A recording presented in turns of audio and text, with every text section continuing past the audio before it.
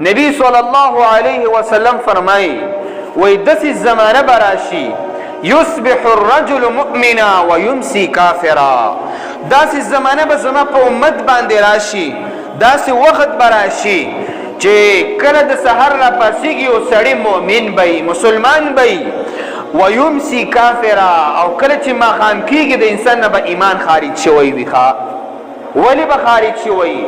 ځکه دی به په دې خپله ژبه باندې په دې خپله خوله باندې به یې داسې خبرې کړي وي، داسې الفاظ به استعمال کړي وي چې دغه خبرې او دغه الفاظ دا به سبب د کفر وي.